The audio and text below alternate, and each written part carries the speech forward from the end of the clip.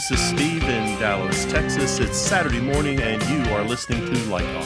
And welcome to Light Talk. This is Stan in Gainesville, Florida, and today we're discussing massive mirror balls, lighting supervisors, and the Robe T1.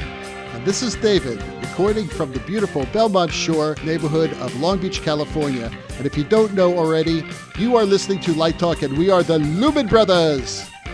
Welcome to episode 139. Hey, you guys hear that song in the background? That's fantastic. It's so much better. Oh, what could it be? It could be an incredible bass line laid down by our good friend Zac Borovray. Wow, that is pretty cool. I'm listening to it more often than usual now. Well, that's because there's an actual bass player on the recording. It certainly helps. You gotta have a bottom, baby. You've got to have a really good bottom. And let me tell you, Zac has a wonderful bottom. And he also laid down the guitar part. There's a guitar track on there now. It's playing right now in the background. I noticed that. It's pretty sweet. He told me he's going to record another guitar track so that we'll have like a lead. Instead of the Moog solo that I do, I'll cut that out and put the guitar lead in there. He's just layering it in there. I love it. He's very talented. He's a very talented gentleman. And good looking too, right, Steve? He's not as good looking as Bobby Hale, who's an uncommonly good looking man. He is an uncommonly good looking man. You know, it was really kind of weird and sad at LDI this year because, as you know, the Hard Rock's closing and being reestablished as Virgin.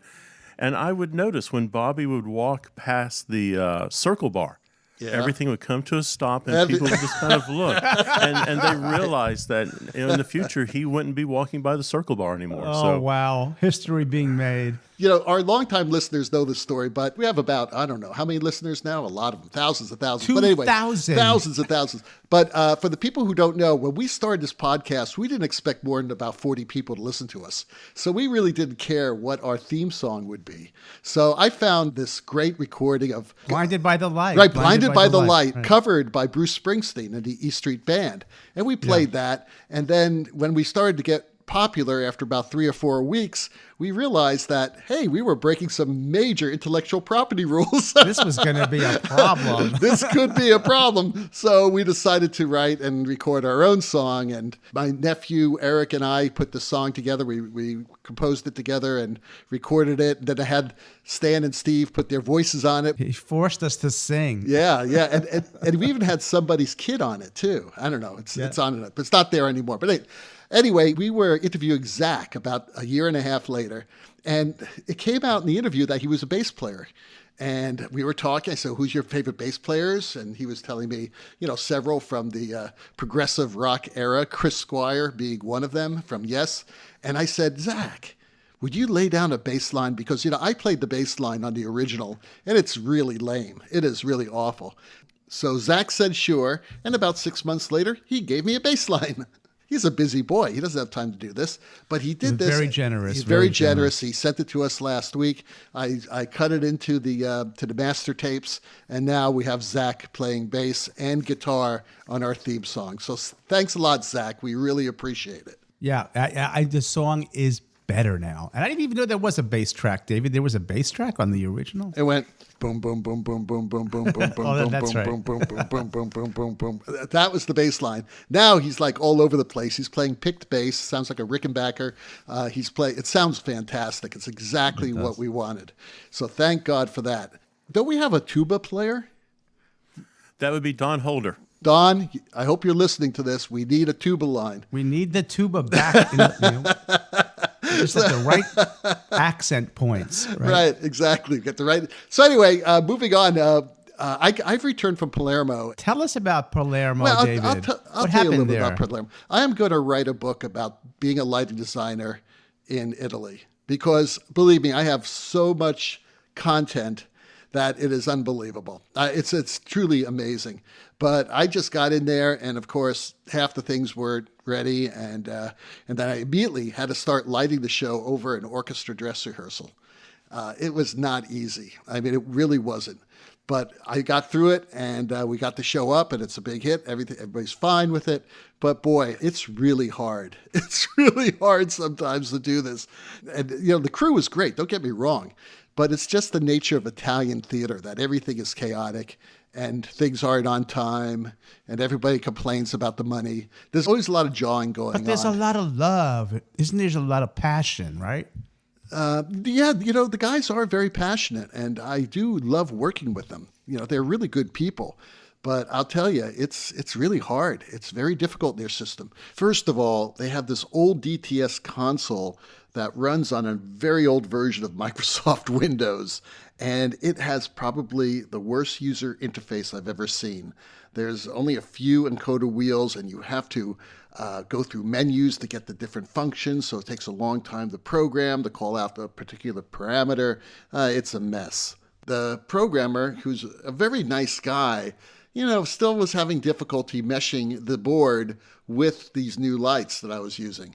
Also, there's this weird thing with this board, at least this is what they tell me, that you can't do pylon cues. So every cue has to end before the next cue initiates. So even if it's a blackout, and if the stage manager calls the previous cue late, that cue, according to the crew, has to end before they can initiate the blackout. Totally insane.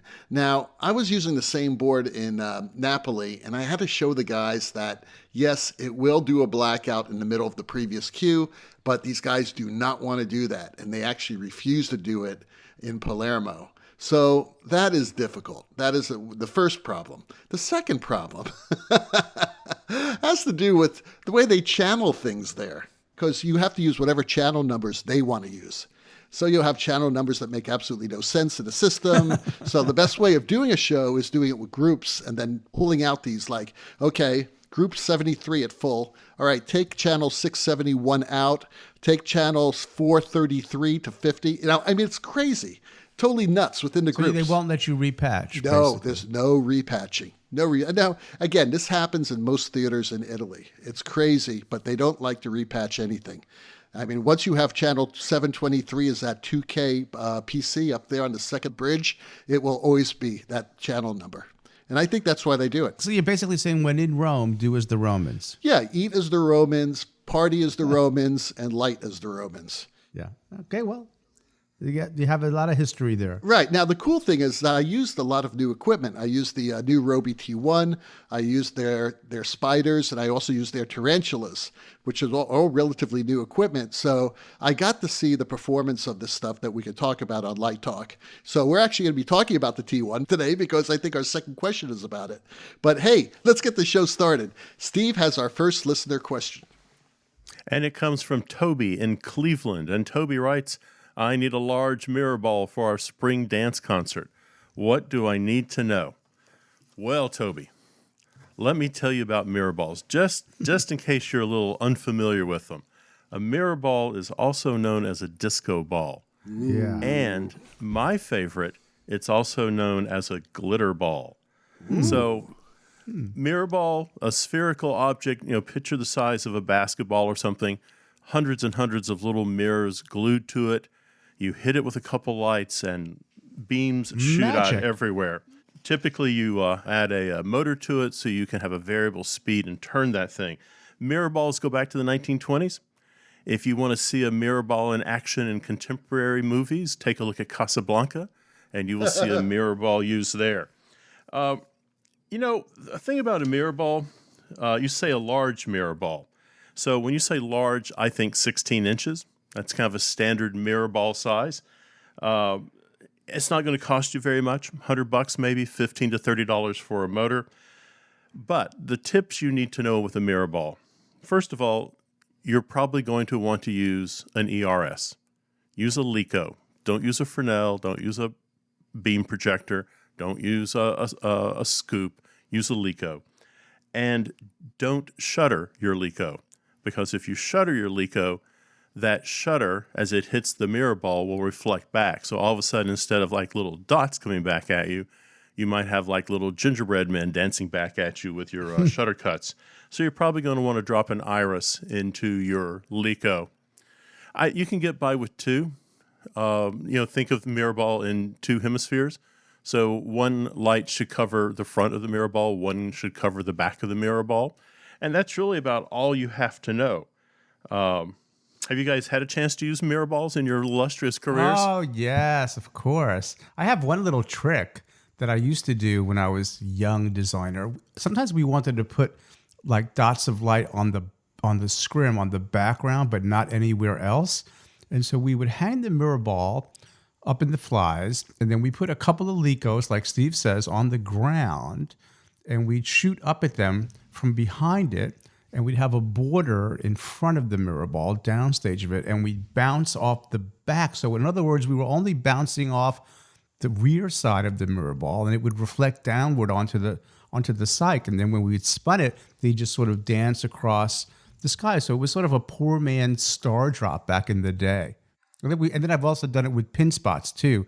We didn't have Lecos. We had little, very, very tight, narrow pin spots that you find in discotheques as well. And we had a big one. I think we had, back then, in the theater I worked, we had a 24-inch one. It was big. Big. You think that's big. I scoff at your big. You want big? Let's go to a Pink Floyd concert. Matter of fact, let's go to two of them. Custom balls. Oh, no. Custom balls, no. We're talking mirror balls the size of a hot air balloon. Texas. Okay? No, not Texas. I actually saw one of them in Texas, but the other one I saw in Fort Lauderdale, Florida. This is aging me. It was at the Dark Side of the Moon tour. It was really, really amazing, where they were playing Eclipse for Pink Floyd and non-Pink Floyd fans. Eclipse is one of the last songs on the album. And what they did was they had this big light box. It was about, I don't know, maybe about 10 feet in diameter. And this thing was lit. It was the sun. And as the crescendo of Eclipse was happening, all of a sudden you see a moon, although you can't tell it's a moon, it's a sphere that's moving in front of the sun. So it's basically eclipsing the sun, of course, right? So this thing moves, and right when it hits the big crescendo of the song, what that object was shadowing the light box was a mirror ball cut in half. Now, just imagine this. It's cut in half, so it's like half a sphere. And instead of rotating horizontally, it's actually rotating clockwise. So it's sort of spinning around. Oh. And all the follow spots hit it at the same time. And that's the first time you saw it was a mirror ball. Wow. And it basically shot the stars out into the audience.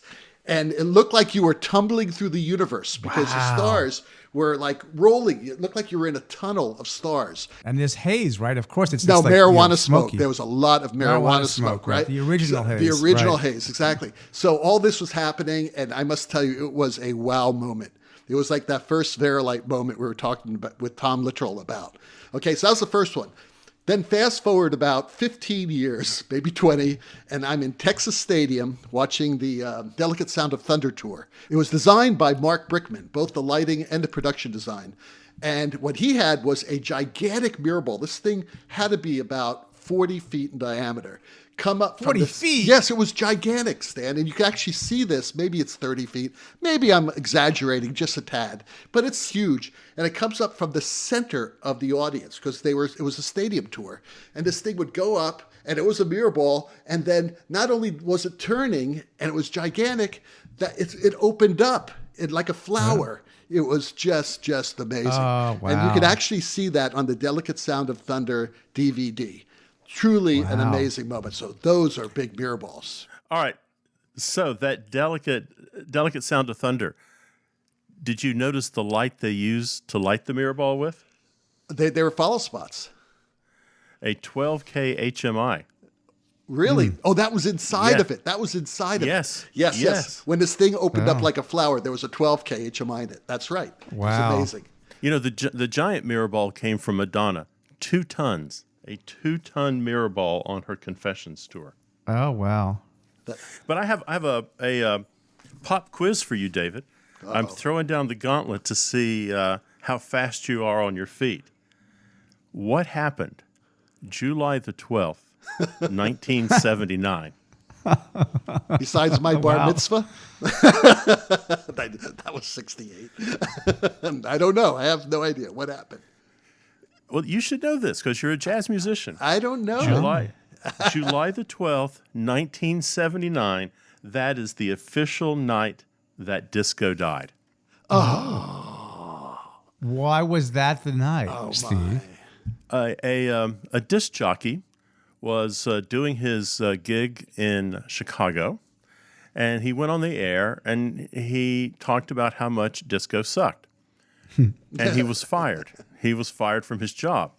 A couple days later, when he went to work on an all-rock FM station, he continued his rant against disco, and he would take a disco record and he would run the needle across the record and then cue in an explosion sound. And so that is the official night that disco died. Wow. And as a little bit of trivia, it was so popular, and I think it was who's in Chicago? The White Sox. It was the White Sox. The White Sox were struggling at the time to get people to come to the stadiums. So they hired this guy, and he would show up. First game he did was like 6,000 people. He showed up with a basket full of disco records, and at the end of the game, he would blow them up on the field. Oh, wow. I never heard about this. That's great. It got to be where the White Sox were having 50,000 people show up just to see the disco records blown up at the end of the game. So the official night that disco died. That's really good to know. You know, speaking of Chicago, our next question is from someone in Chicago named Diane G. And Diane asks, have any of you had the opportunity to use the new Robe T1? I am looking for a powerful moving light with great color rendering. I'm looking forward to it also. I'm going to check it out, but I'm going to hear from David right now. I just finished using 8 of them in Palermo. I used them on My Fair Lady, and they were replacing a bunch of 2K PCs that I had out front in Napoli. And I was very nervous about them because I'd never used them before. And the whole idea of the 2K PCs, which were basically no color, was to give me some really good tungsten color rendering, especially for Higgins' study, which is mostly browns. And the flesh tones really have to be pulled out. And the costumes obviously had multiple colors. So I had to make sure that we'd have good color rendering. And they normally use Licos out there, but they are very weak, and they really didn't do a good job. So they said, we can get some T1s. And Stan was telling me how great the T1 was in theory. Only from reading about it. I haven't used it. Yeah. Exactly. And I said, okay, let's see how this works out. Because everything else was either out front in the box booms, I had 2 BMFLs, blades, and then I also had 4 spiders, which are LED lights. So I knew I wasn't going to get any good tungsten warm light out of those. So sure enough, we used the 8 out front, and it was from a very long distance. I would say the throw distance was probably about 80 feet, maybe 100 feet. Wow, that's long. It was wow, long and it was long. high. As a matter of fact, I'm going to post a video showing you exactly what the throw distance was of these fixtures. It was very long. Were they really designed for as a long throw light? Like I thought that the BMFL might be. But. Well, the BMFL is a lot brighter. Don't get me wrong. I mean, the T1s are rated at 10,000 lumens. Yes, that is bright. That's in their low CRI. In their high CRI, they're rated at 8,000 lumens. So that's not a lot. But they zoom from 7 to 49 degrees. So we had these guys zoomed in pretty far. I must say that it's very good. It's good. It's not as good as a Luster 2, but a Luster 2 is not as powerful, obviously. So I think that, just quickly talking about the T1 and summarizing, how good it is at rendering color, it's getting there. I think it's the best 10,000 lumen light out there right now for color rendering. And actually, I posted a shot on the Light Talk Facebook group site that shows you the skin tones of people. It was from another song in another scene of the show, but you can see in the skin tones that you're getting a lot of good color rendering out of it, but it's still not there. It's a great step in the right direction. I have a question. Sure. Would it be bright enough and good enough for me in a medium-sized theater at the university as a follow spot unit, because they offer it with Robo Spot. Right. And would it? And I have a very wide gamut of flesh tones here at Florida. From you name it, it's the full gamut of flesh tones. Yeah. Well, see, we did not have a large gamut of flesh tones. Everybody was basically from Great Britain, so it was a very a lot of very light skin. But I can't tell you, Stan. I really can't. I'm going to test it. I'm going to see. I'm going to try it. I'm going to test it out. As far as intensity is concerned, I don't think you're going to have a problem. That was also the question. Would it be bright enough for my medium-sized venue? And it sounds like it probably would. Oh, definitely. So it would punch through a bright stage in a musical? Well, let me tell you, I had a lot of lumens on that stage. I mean, this was one of the brightest shows I've ever lit. And it punched through pretty well for front light. Cool. It was very good. That's good to hear. Yeah, for front light, I think it looks great. And it's only about $8,000. It's really not that expensive. I mean, it seems like all these moving lights. Steve, you were talking about this on the LDI show about we're going to say goodbye to like the $14,000 light. I think you're right. I think all the price ranges are now falling right within that, $6,000 to $8,000 range. Well, there'll be a couple expensive lights left because they're needed for the big mega tours. Yeah. But I think we can't sustain the industry. People are going to want something that has a small price tag to it. Rental companies are going to want something that gives them maybe 3 or 4 good solid years of service, and then they can sell it off to the secondary market and buy the new flavor of the day. And you just can't do that when you're buying a very high-end, high-priced light. This one is right there at $8,000. If you're interested in it, go see if you can borrow one and do a test. I think they'll loan us one. Yeah, I think that. You may be pleased. Again, it wasn't the disaster I thought it would be, because I was ready for them to take it down and we're going to rent 8 like Robert Juliot's instead, But no, it actually worked pretty well for what I was using it for. Did you tune it much for different, in the white world? I only used about 4 colors. I used 2 different types of whites. One was a really warm white for the Higgins scenes, and then I had something sort of like a 202 type of white, and then I had this beautiful lavender for some of the scenes. It really worked great in lavender, let me tell you. The lavender is gorgeous in that fixture. How many handles of control for color do you have? Are there 5 channels, 12 channels, 11? I wasn't programming it. I have no idea how they did it. And my programmer was learning the light as well. They'd never touched those lights. They never touched the spiders. They never touched the cantanas that I had on it. They never touched the tarantulas. So they were learning these lights while I was getting cues in the show over an orchestra dress rehearsal. Imagine that. Yeah, it was not easy. But, a little frustrating, but you got to keep your patience and realize that if you leave the theater, there's fantastic pasta across the street. Stan has our next question. I do, and it comes from Travis Blansett up there in beautiful Georgia. And he asks, what is the difference between a master electrician and a lighting supervisor? The 2 roles feel interchangeable to me, so I'm unsure about the difference. Well, I think there was a conversation on the Facebook group about this, and I think there was some good answers there. And it's a lot of overlap between those 2 things on the technical side. But I think generally the lighting supervisor often has the responsibility to maintain a design, make perhaps adjustments in the design if a show is touring, and to sort of gets a little bit more artistic license where the electrician might not have the skill set or the training to do that. I think that's the primary difference between those 2. What do you guys think? Well, it depends on house to house. I mean, I had lighting supervisors all the time in Europe, and they are like the house lighting designer.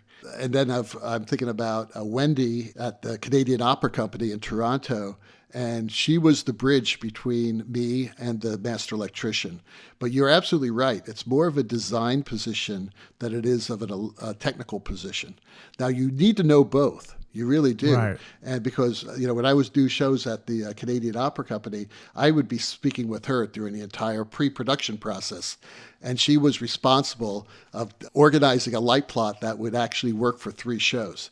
She would combine our needs into one light plot and then say, David, can you use this BMFL that's hanging on the second electric instead of the Fairlight you had on the first? It's close to the same angle. And it's used in another show as well. Absolutely. You figure it out. Yeah. She has to look at all those things. And, and she's concerned about budget, of course, but also of crew hours and making sure that everything, works for all 3 shows. So that's really what the lighting supervisor does in a rep type situation. You are listening to Light Talk with the Lumen Brothers. And Light Talk is sponsored by Whamit Corporation, makers of the original drone Focus Deluxe, the first military-grade drone capable of flying a 100-pound moving light anywhere in the theater's open airspace, has a very special holiday announcement. As many of you are aware, our anticipated LDI product debut of Drone Focus Deluxe XE was canceled due to an unfortunate gardening accident. Due to this horrible tragedy, we are unable to release this product until the authorities release the results from their ongoing investigation.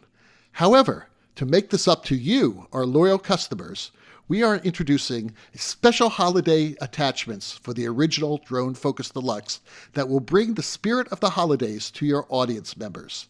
Our Santa's Sleigh option attaches to the back of the Drone Focus Deluxe. Imagine the joyous cries from the audience. "Look, Mommy, there's Santa!" Or, "Daddy, why are these 3 Santas flying around the theater?"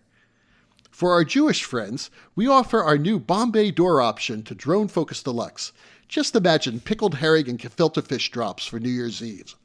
That's right, open the Bombay doors and bombs away! There is nothing like being hit on the head with a jelly-coated gefilte fish loaf from high altitude. Your friends will be so jealous.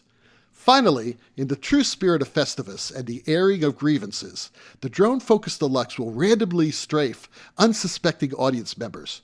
Wonder what it's like to be attacked by a bird? How about a 100-pound one with razor-sharp propellers? Ho, ho, ho! So spread the joy of the holidays and deck the halls with these Yuletide, dreidel, and Festivus-inspired attachments from Whamit Corporation. And remember, don't allow the next gardening accident happen to you. And now, back to Light Talk. Well, the sound of those ducks tells us that once again it's time for our favorite segment, Let's Talk About.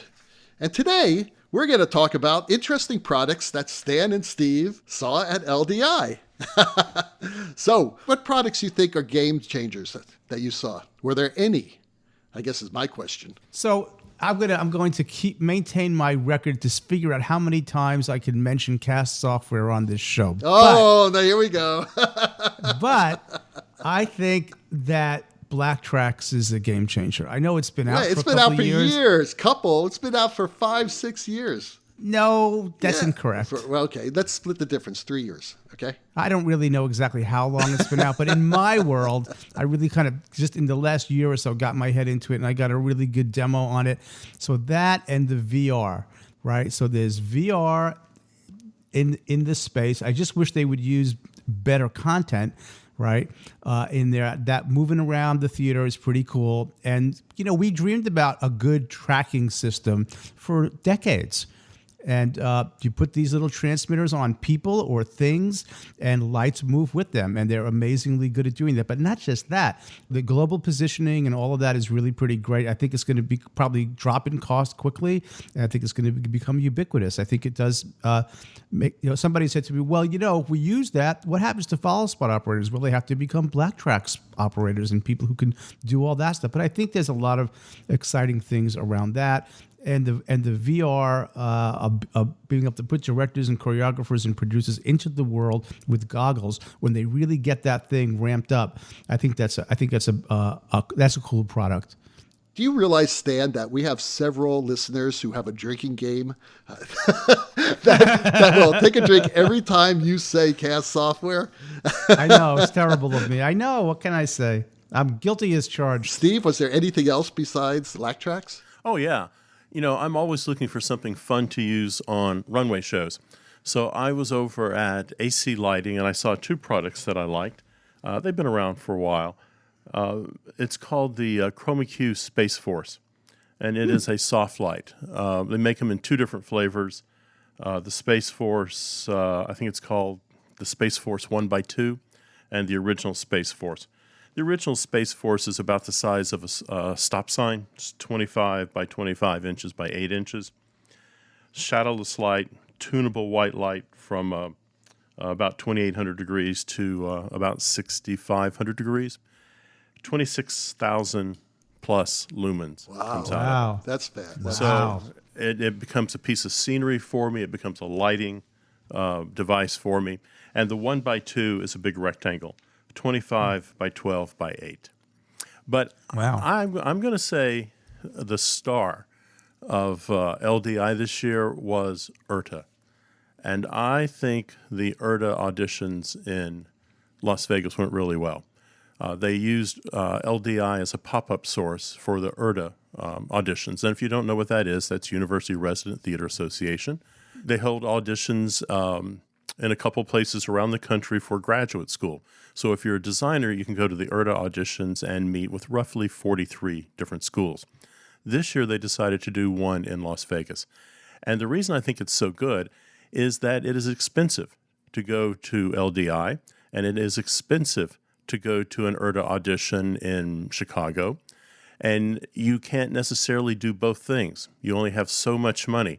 So now, if you're a lighting design student or projection design or sound, I think, you can go to LDI and you can attend URTA at the very same time. So it's a twofer. You get to meet schools, you get to see the latest in lighting products, and you get to explore graduate programs around the country. So I'm going to say URTA was one of the big things at LDI this year. Can I chime in on that one? Because I want to say that I think it was successful. One of these stock questions that we ask is, why do you want to go to graduate school? And for the first time, maybe it's just me, I got 3 people answered that question, and I was like, that's right. You got it right. That's the reason. And many of them who were people who had been working for a while, and they said, I don't want to be doing any sound design anymore. I don't want to be schlepping the lights so much. I don't want to be doing things that are not focused on my lighting design work. And I really want to go to grad school because I want to do the sophistication of my eye to get better and developed. And I went, okay, now we're talking. Now I'm hearing the right reasons for wanting to go to grad school. So, and that's the first time, maybe I'm just new at it. That's the first time I've heard that question answered so properly. Huh. Were there a lot of students there? Yeah, good number. And so there were some with 100% projection backgrounds, which was really cool to see. Uh-huh. And it was a really good crop of quality people, I think. And how many schools were there, do you know? A lot. Wow. I think the number was 23. That's a good number. For the first year, that's fantastic. Yeah, it was good. Yeah, I think that's really wise. But we talked about that in the show. By the way, I wanted to just say right now that LDI show was fantastic. It was a pleasure to edit that show. Even though I was tired and I couldn't do it, I couldn't see straight. It was really a good show. You guys did a great job. I just want to thank you guys personally for doing it, and and also obviously Brackley and Ann. It was a great group. The vibe was great. There was a lot of great information. It sounded like the crowd was going nuts. It was a good audience. Good audience. Were very receptive. Wow. They were having a good time. Yeah, that's great. But you guys were talking about 2 other products. Steve was talking about a clay packy product with the laser light, right? The light with the lasers in it? Yeah, that's the wildest thing. Clay packy has this new light that they're showing, and it is laser-based. So it's a red, blue, green laser on board. It's a profile.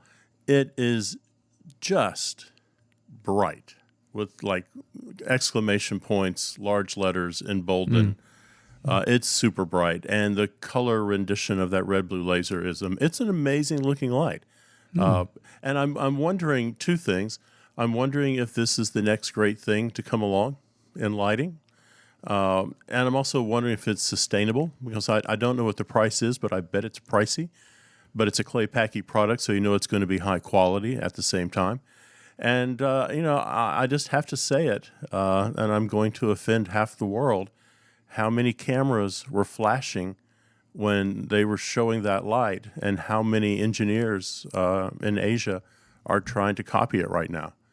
So, I mean, Is it a laser-based light engine, Steve? As far as I know, yes.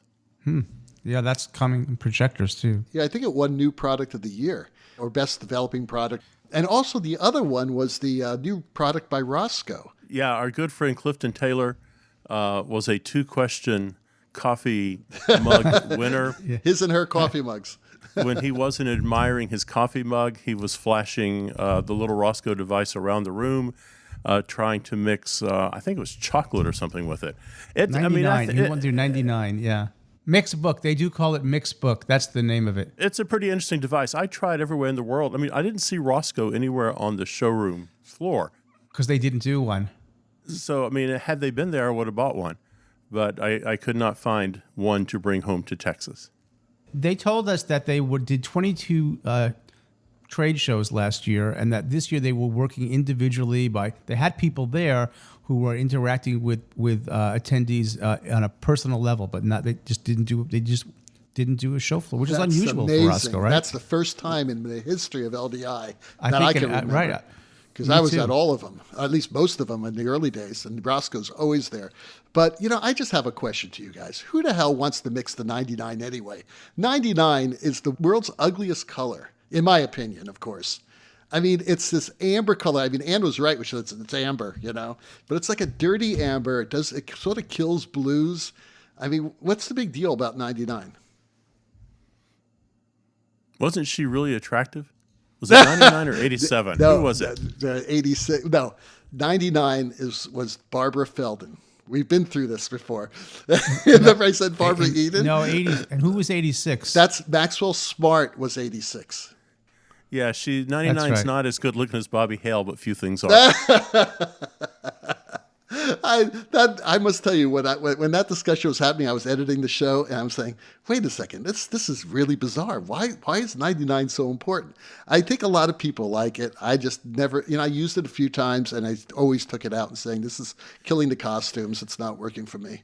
So we're going to have to ask. I'm reading about it. It's 35% transmission C. It's got red, the CIE, a little bit of you red. have to say, it doesn't really say like what it's, what they intended to be for. Color effects lighting filter, chocolates.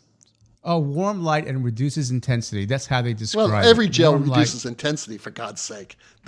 Well, I do feel I have to step in and defend Clifton Taylor a little bit. Maybe Clifton was just being a little cantankerous.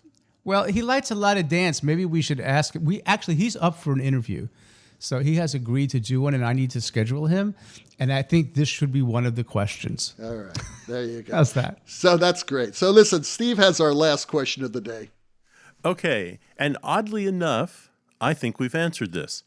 Ronnie in Salt Lake says, we are investing in more and more movers, and I'm having a hard time wrapping my head around how to use them in the place of conventionals for plays. Well, I think David gave you kind of a lighting 101 in how he used movers in Palermo, but I would say don't panic. Don't panic. What do you need as a lighting designer? You still need front light, you need side light, you need high side light, you need backlight, and you need downlight. So now you have a fixture that has color change capability, gobo change capability, movement, animation. It could be a spot, it could be a wash. You could even use it as a follow spot. So just be one with the mover. Let it be what it is. It's everything you want it to be. I suspect what's happening is you keep thinking of it as a special effects light. I'm going to do a giant fan. I'm going to do a ballyhoo around the stage. Just let it be a light. Maybe no one knows it's a mover except you. That's right. I mean, I can't tell you how many times I've told my students, don't think of these lights as specials. Right. But that's what they do. It's weird how we didn't think of it that way. They'll do a 200 fixture plot, right? And they'll have high side systems, front systems, rear systems, and like 8 movers in there, and they just use them as specials. And I'm saying, no. You got to think out of the box.